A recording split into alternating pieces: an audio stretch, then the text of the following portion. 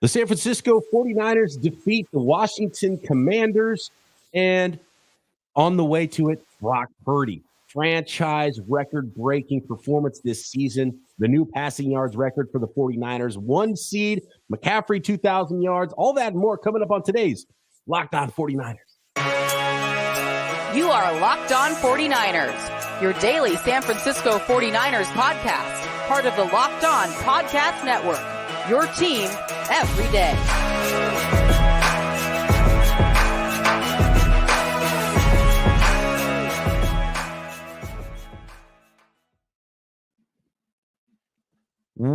Welcome to Locked On 49ers. Brian Peacock and Eric Crocker at BD Peacock at Eric_Crocker. Thanks to everybody for making us your first listen here on the Locked On Podcast Network, your team every day. Big ups to all the everydayers out there. See a lot of you here in the live chat on this post-game Rapid React episode. Subscribe on YouTube and everywhere you get your podcast. Today's episode of Locked On 49ers is brought to you by PrizePicks. The easiest and most exciting way to play daily fantasy sports. Go to prizepicks.com/LockedOnNFL and use code, all lowercase, LockedOnNFL for a first deposit match up to $100. Croc. And it looks like the clock is striking zero as well for the Arizona Cardinals and Philadelphia Eagles as we go live. So the 49ers officially now have the 1 seed in the NFC as well. Week 17 for the 49ers, or week 18, 17th game of the year for the 49ers against the Rams, will not matter for that 1 seed. And so we'll talk later this week on what the 49ers plan will be there. We probably will not see Christian McCaffrey in that game, more on his injury next, Croc. But we got to start with Brock Purdy. 4,231 yards, a new friend. What's that look on your face, Croc? I don't like that look on your face. You know, I want to see the Los Angeles Rams lose, and for whatever reason, the Giants, who just ran a punt return back to potentially tie the game up, went for 2-point conversion and missed. So now the Rams are going to likely get a W and have them head into the last game of the season against the 49ers, who likely will be resting some of the guys. But, Brock Purdy, bigger and better things going on there. The coolest thing about Brock Purdy getting the record today that has been around for a long time. We're talking about, it was Jeff Garcia's record. So 2002 or whenever that was. He did it in 16 games. And I think there are a lot of records kind of being broken nowadays because you have that extra game. But being able to do it in 16, I think it just means a little bit more. At least to me, it does. We'll see if Brock Purdy has a chance to extend his franchise record in passing yards next week. 4,231 passing yards. Brock Purdy broke Jeff Garcia's record from 2000 and actually leapfrogged a couple of 49ers on this day. Steve Young was number 2 on the list. Brock Purdy went from 3 to number 1, the most passing yards in the history of a single season for the San Francisco 49ers. And Crocky did it in 16 games as well. So not even the benefit of the extra long seasons versus those other quarterbacks, Jeff Garcia and Steve Young, when they respectively did their thing and were at one point the franchise leader, single season leaders in passing yards. So a phenomenal season for Brock Purdy. It was a get-right game against a really porous Washington Commanders defense, and 27-10, the final, as the 49ers do defeat Washington in this one. 230 yards passing, 2 touchdowns for Brock Purdy in this game. By the way, he threw his 30th and 31st touchdown passes, which has him amongst elite company as well. Montana, Steve Young, Jeff Garcia, and John Brody. 3 of those guys, Hall of Famers. The only guys now, Brock Purdy, the 5th in franchise history to throw 30 touchdown passes in a season. 36th the record there, so still 4 short. And to be honest with you, Croc, about the only thing I didn't like about this game was the slow start and Kyle Shanahan not throwing it at the end to get Purdy one more touchdown. That would have left him 3 shy, potentially a big first half next week, and then sit down in the second half or something like that to break the touchdown record as well. 36, probably going to be out of reach with what the 49ers end up doing and how much they play Brock Purdy next week against the Los Angeles Rams in a game that they don't need to play anybody, and we'll talk more about rest. But a phenomenal season for Brock Purdy and a nice get-right game here to gear up for the playoffs and now secure the 1 seed in the NFC. You know, it was a really weird game. You know, I remember logging on to Twitter or X at halftime, and 49er fan base, they were kind of up in arms with how the 49ers performed in the first half. Maybe the defense not playing exceptionally well. I think a lot of it came off of like a big play on the slot fade on Diamador Lenore, which I can kind of go into detail with that, just kind of some of the things I'm seeing. I know I sometimes come off as a DB apologist. I think on that play, Lenore just got beat, rebounded well, thought he played well down the stretch, had an interception, Travarius Ward interception as well. But in this slot with all that space, a guy with two-way go, it's third down. That's tough, man, against a speedster like Terry McLaurin. So, ideally, if I'm Steve Wilks or, somebody on the 49ers defensive staff, hey, we got Mooney Ward to the boundary. Let's leave him one-on-one. Let's shade that safety over to the field so he can help on a potential slot fade, just to help your cornerback out, your nickel out a little bit more, because that slot fade that is really tough to defend. So now that was a big play they had. But outside of that, I thought the 49ers defense, they gave up some stuff here and there, not a whole lot on the points, and then eventually got the key turnovers they needed to stop some of the bleeding. So overall, I was really impressed with how the 49ers were able to kind of turn it on. And they've done this a couple of times where even though you can clearly tell they're not playing their best football, they still end up dominating the game. And you can excuse away a little bit of the slow start in the first half because it's a short week. It was morning time. Look, I wasn't fully awake when that game started either. I got a cup of coffee. I don't have to get up and play a football game either on West Coast time, at 10 a.m. So road trip, short week on the East Coast, you could kind of excuse away some of that. And look, the 49ers are going to be at home for a long time as long as they win. They're home next week against the Los Angeles Rams. Then they got a bye week in the first round of the playoffs. That is now set. And then the 49ers have home field advantage for as long as they win. They will be at home unless they have to travel that short trip to Las Vegas to play in Super Bowl 58. So a phenomenal season for the 49ers. One more to go, but really this was the end result the 49ers were looking for. And they have achieved it with one extra game to play. One seed in the NFC, a record-setting season. McCaffrey going over 2,000 all-purpose yards this year for the 49ers. A phenomenal season for him. But we do have to talk about Croc, the injury to Christian McCaffrey. So first of all, game ball to Brock Purdy, right? That's a game ball. Nice bounce-back game for him. Game ball to Christian McCaffrey, Croc, really for what he's done all this season. But I did get a little bit worried, Wentz, because we've seen Christian McCaffrey all season long. Run off the field, he puts up the one finger, and it's like, all right, Jordan Mason, Elijah Mitchell, you get one play, and I'm coming back in. He was out for 2 plays. It was like, uh-oh, what's wrong with Christian McCaffrey? Because he's on the sideline for 2 plays. He didn't come back in the game. They were taping up his calf, looking at his calf. The fact that he did not come back means that they were holding him back. He had his helmet on. He's going to say, I'm good, and try to get back in the game. So congratulations to Christian McCaffrey, 2,000 yards. I think that's it for him for the regular season. Shout out to my guy, Guy Haberman. Guy Haberman, he made a funny comment on Twitter talking about anytime you see McCaffrey not in the game, like, you should be worried. And one of the fans was like, no, that's just Kyle Shanahan. He's just mixing things up. And he's like, Kyle Shanahan doesn't mix things up. It's like anytime you think Kyle Shanahan has improved in that side of his coaching, it's like, no, there's probably something else going on. And clearly there was, because we saw McCaffrey first standing on the sideline. Then it looked like they were kind of working on him a little bit. You talked about them taping his ankle up, and is it the calf? He had a calf injury late in last year, if you guys kind of remember that as well.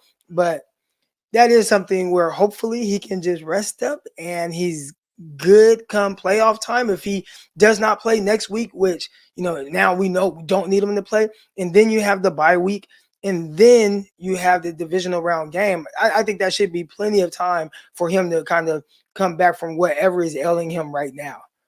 Hopefully. Yeah, and hopefully it's not a really serious injury, and it comes at a perfect time for him. And he got that 2,000 scrimmage yard mark, which is really cool for him. Only the third player in NFL history to hit that mark in a season with 2 different franchises. Marshall Faulk did it with the Colts and the Rams, and Eric Dickerson did it as well, also a former Ram. So Christian McCaffrey, phenomenal season for the 49ers. He's been a cyborg this year.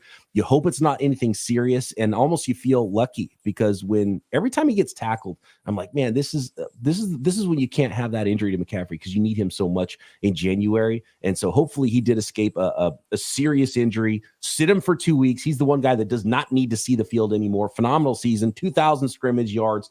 He's in the MVP conversation. He's in the Offensive Player of the Year conversation. If anybody needs the rest, it's Christian McCaffrey, who's really just been a cyborg for the San Francisco 49ers since he showed up at the trade deadline last year. Get him right. Get him as healthy as possible. A lot of tread on those tires. He's touched the ball more than any player in the league this year. And to be honest with you, I don't care what he says. keep him off the field next week. 2 weeks of rest, get him ready for playoff game number 1. You think the MVP is a little bit out of reach now, especially with the day that Lamar Jackson had today? It's Lamar's. Yeah, I mean, it's Lamar's, right? He threw 5 touchdown passes. And and I saw one of them to Zay Flowers, and he'll probably rest next week anyway, so it's not like he's going to have some 4 interception performance next week because I didn't see the final score, but I assume the Ravens did beat the Dolphins, right? Dropped them. They kept scoring. I think I have the score over here, 19-56. Yeah, so that's going to be Lamar Jackson's award, and it looks like we've got the 1 seeds, and we might see those Ravens once again here in about a month and a half, which will be very interesting here. And so, happy New Year's to everybody out there. By the way, we're celebrating early right now. Post game, 49ers, Commanders. More on this game. We're giving out game balls next. Today's episode of Locked On 49ers is brought to you by PrizePicks, daily fantasy sports made easy. The easiest and most exciting way to play DFS is PrizePicks. It's you against the numbers. It's super simple. Instead of battling thousands of other players, including pros, maybe sharks in the pool as well, all you do is you pick more or less than on 2 to 6 players' stat projections versus those PrizePick projections and watch the winnings roll in. Up to 25 times your money you can win this football season and basketball season at PrizePicks. Turn $10 into $250. Speaking of basketball season, they have combo projections as well now on PrizePicks. So when you're picking 2 to 6 players, you can pick some NBA players, some NFL players, and combine those. So, for example, George Kittle plus Steph Curry, 3-pointers made plus receptions, 10.5 combo. You can go more than or less than on those combos as well at PrizePicks. So all you have to do is go to PrizePicks and you can get a deposit match as well with our promo code. PrizePicks.com/LockedOnNFL. Use code LockedOnNFL, all lowercase, for a first deposit match up to $100. Again, download the app or go to PrizePicks.com/LockedOnNFL and use code LockedOnNFL for a first deposit match up to $100. PrizePicks, daily fantasy sports made easy. So McCaffrey, we're hoping to hear the best from his calf injury, and he's dealing with all kinds of other bumps and bruises that we don't even know about, I'm sure. So rest up Christian McCaffrey, get him ready for the playoffs, 2,000 yards, phenomenal season. But how about Elijah Mitchell? I want to throw out a game ball to Elijah Mitchell, who subbed in for Christian McCaffrey, and it's been a tough season for Elijah Mitchell, and he got his week 17, he got his first rushing touchdown of the season in this game. He went 17 carries for 80 yards, 4.7 yards per carry. The running game looked fine with him in there. So I thought that was fantastic to finally see him on the board with a rushing touchdown and see him healthy for the first time all season, because it's been a tough go for Elijah Mitchell, who's been a good running back for the 49ers when he can stay on the stinking field.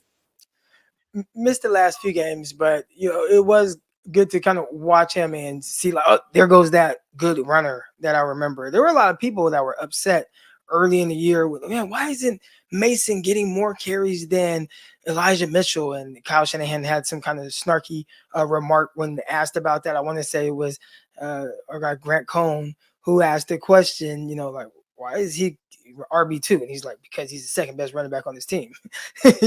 But when you watch him, like the way he was able to move today and kind of running through some arm tackles, look very fluid, look kind of explosive, wasn't able to spring off a big run, but had a really good average. And then, like you said, finally got into the end zone. It was good to see the 2022 version or 2021 version of Elijah Mitchell, like what he was. And I think in this next game, if they sit Christian McCaffrey, you're going to have to lean on him to be that guy as well. Shout out to Gammon in the chat. Says my game ball goes to Peacock and Croc. Appreciate that. Appreciate all the listeners out there all year long, man.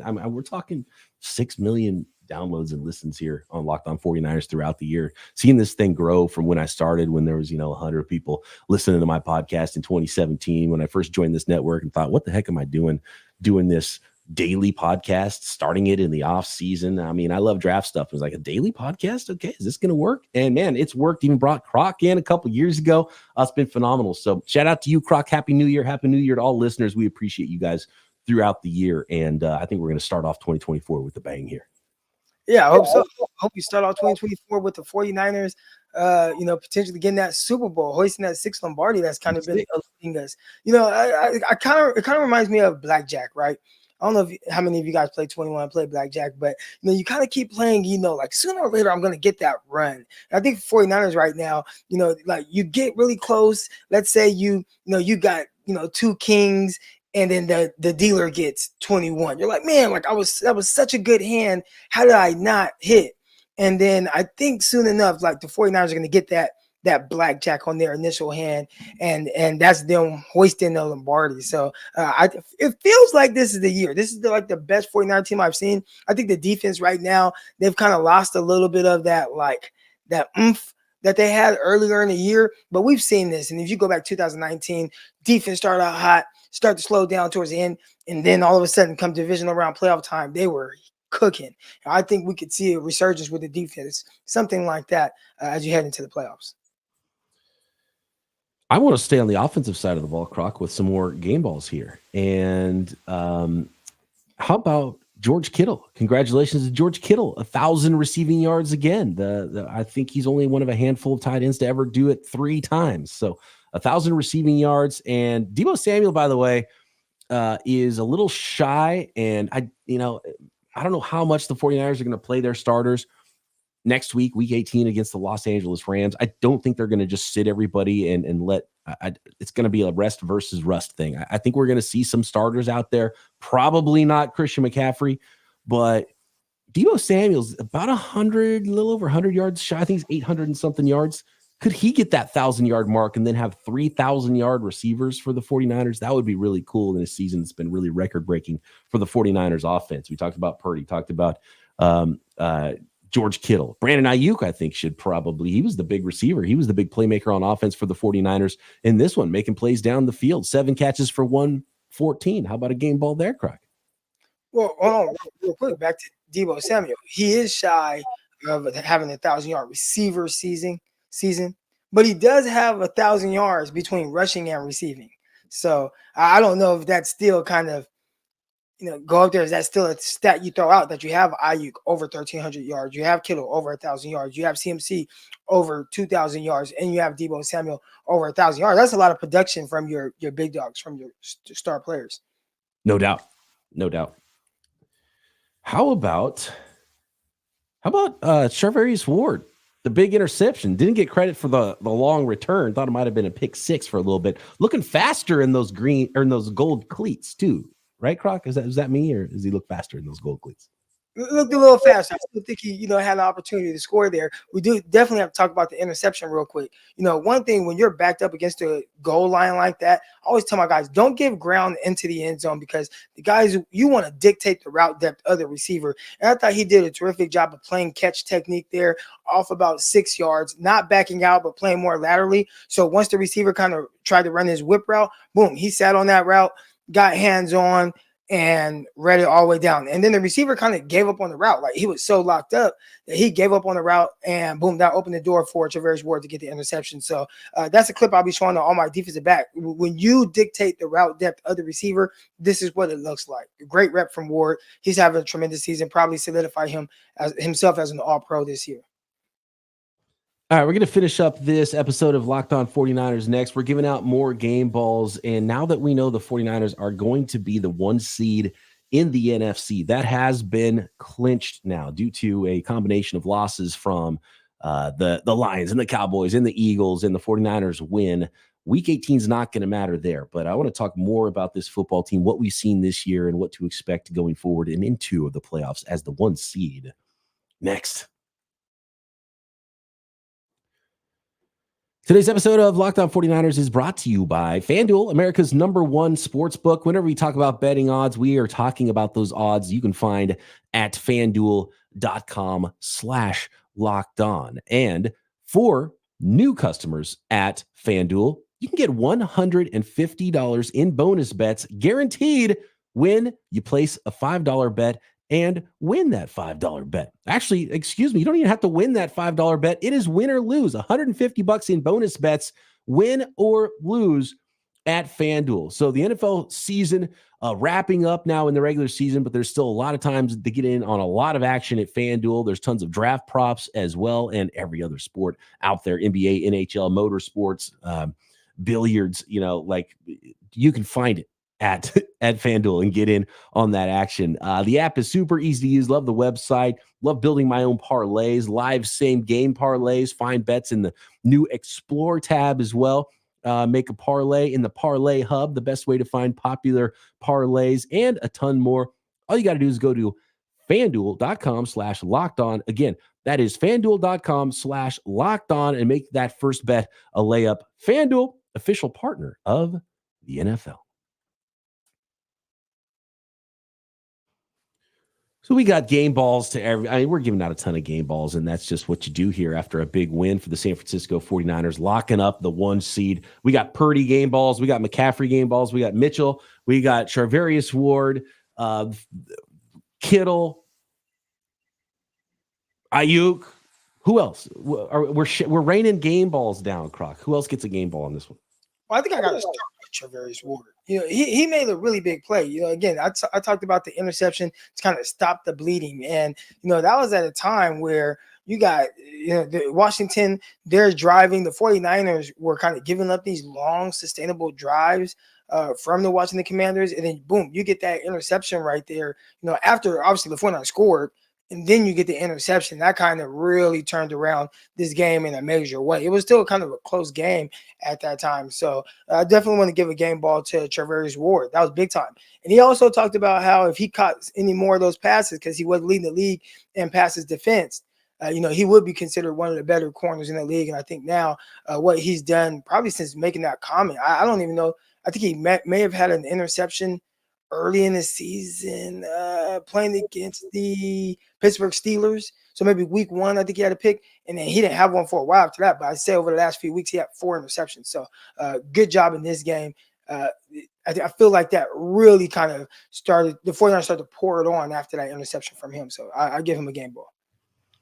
I'm gonna keep it going, especially with the offensive side of the ball. So look, I think Kyle Shanahan, we're at this portion of the season where the 49ers have the 1 seed now. And so it's sort of like a season-long game ball for Kyle Shanahan. He coordinated an offense that is the most, among at least the most prolific. We just saw a passing record set by Brock Purdy when he has the 21st most pass attempts in the NFL, right? And it is a franchise passing record. The efficiency of this offense, having a 2,000-yard scrimmage yard running back, having multiple 1,000-yard receivers. And it's been phenomenal what this offense has done this year. And so if you want to say, it's all because of Shanahan that Brock Purdy's doing what he's doing, then you got to give him Coach of the Year awards. And I know they started slow on this trip, but Kyle Shanahan, you got to give him, I think you got to give him a game ball. In the chat, Have At You says, give Shanahan a game ball for kicking Wilkes out of the booth. You know how I feel about that. Yeah. Hey, it made a difference. It made a short-term difference. They kind of got back to their old tackle missing ways recently, which I don't like. That is something the 49ers do need to clean up is the tackling on the back end a little bit. And they've played a lot of snaps too. So I think rest is so important for the 49ers right now. So it's really awesome. They have an opportunity to do whatever they want to rest-wise. Play a little bit, play a lot next week. Don't play at all. They can do whatever they want now that they have the 1 seed locked up. Yeah, I think that's probably really most important, trying to get that 1 seed locked up. But they definitely have to have conversations about this tackling. You talked about it, you kind of threw out numbers on what it looked like earlier in the year. The 49ers defense was really cooking, and the amount of missed tackles as opposed to in losses. And as of late, even in some of the wins, the tackling has not been great at all. I think, when you start to play some of the better teams, we saw it against Baltimore, some of the things that, allow drives to continue to go. You just can't have the missed tackles, especially at the rate that the 49ers are having them right now. Had them early in this game. I think it kind of impacted the game early and made it a little bit closer than it had to be. It was strange. And I asked mid-game, David Harrison, the host of Locked On Commanders, if the Commanders' backup defensive backs were better than their starters, because they had like Emmanuel Forbes, who's a first-round pick on the bench. He made a play in this game. Quan Martin, who was a guy I liked for the 49ers, supremely athletic player coming up, making big hits. And he was been a backup for them this season. That's a first and a second rounder just sitting there on the bench. And I didn't think that secondary was as bad as they had been most of the year. They've been the worst defense in the league this year, Croc. And maybe it was I don't know, maybe it was a slow start by the 49ers, but I was a little bit surprised how good the back end of the Washington Commanders defense played in coverage in this game, especially early. Yeah, there were a lot of guys out in this game, and I thought, oh man, this is for the 49ers to take advantage of. And then in the first half, they just did not. There were a lot of really short passes. One shot downfield to Kyle Juszczyk, who actually had a good game, pass catching, probably his best pass catching game of the season, but had one where it was contested, challenge, but I thought it was a good throw by Brock. But then in the second half, 49ers start opening up. There's a beautiful shot down the right sideline to Brandon Ayuk from Brock Purdy. I mean, just a tremendous ball that hit Ayuk right in stride. And, we've talked about not having to have a big arm to make some of these throws, right? I think it was a 37-yard completion. So, it's not like he had to air it out. I had tweeted out, I said, man, great throw by Brock Purdy. Like, that was a dot. And then immediately after that, Tyrod Taylor throws a ball that had like 60 air yards, hit a guy in stride for a touchdown. I was like, whoa, that looked a little different. So there is a difference, but at the end of the day, 49ers, same results, a perfect in stride pass down the sideline that still opens up the field for the 49ers. So that was a good job on one of those corners that were really filling in for Washington today. A comment in the chat here I want to address really quick, Croc, if I can find it quickly. And it is from Have At Ya. He says, so Purdy plays well, we win. He plays less than well, we lose. Christian McCaffrey played well in all the games we lost. Also, so Purdy is MVP of the team. What do you think about that? And the one thing I did want to see is and McCaffrey, like we said, it's been a cyborg. He never comes off the field. When he does, it's for a play, comes back in. He was off the field to allow another running back to get 17 carries. And the 49ers ran the ball fine. And I think that was a good thing to show and just put out there and remind everybody, like, Kyle Shanahan offenses ran the ball well before McCaffrey. They'll run the ball well after McCaffrey. McCaffrey's obviously a different dude and way more dynamic, but I don't think if you do lose McCaffrey to an injury, let's say this calf injury is terrible and he's going to miss an extra week and he's not even there for a playoff game, 49ers can win those playoff games and can run the ball. You might throw the ball to Debo and Juszczyk out of the backfield a little bit more than McCaffrey, obviously, is what we kind of saw in this game. I think that's why there was more usage for Kyle Juszczyk, but they were still able to run the football. And I think having the best quarterback play possible this year, and I think Have At Ya is onto something. That's why Purdy was my MVP of the team over McCaffrey, is because that's what's the quarterback play is really what's raised the ceiling of this football team and this offense. As great as McCaffrey is, and he is great, the quarterback play is really what did it. And I agree. I think Purdy is my MVP, even with the bad week last week. Obviously, Christian McCaffrey helps a tremendous amount, but I think the biggest issues, if we talk about what has resulted in wins and losses, it has to be turnovers brought by Purdy. In the games that the 49ers lost, like, just look at the turnover, look at the interceptions thrown or the fumbles and whatnot by Brock Purdy. Like, that was the issue more times than not, whether it's CMC being out or Brock Purdy not playing great, whatever it is. It's like, just don't turn the ball over. Yeah. So I think most teams would say it's not ideal when you're turning the rock over. More times than not, you'll lose when you lose the turnover battle. And I think that's been the case for the 49ers in those losses. So, yeah, I think that is heavily dependent on Brock Purdy not really being a game changer, which he made a game-changing play on the kind of Russell Wilson scramble around, throw the ball, point. He did the whole Madden playmaker thing to Brandon Ayuk, and that was awesome to see. Not saying he has to do those things all the time, but don't lose the game. I think that's what Cam Newton was talking about. A game manager is someone who does not lose the game for you. I think that's what this supporting cast is his most important job. Like, don't lose the games. And he single-handedly threw away a game against Baltimore because he turned the ball 4 times.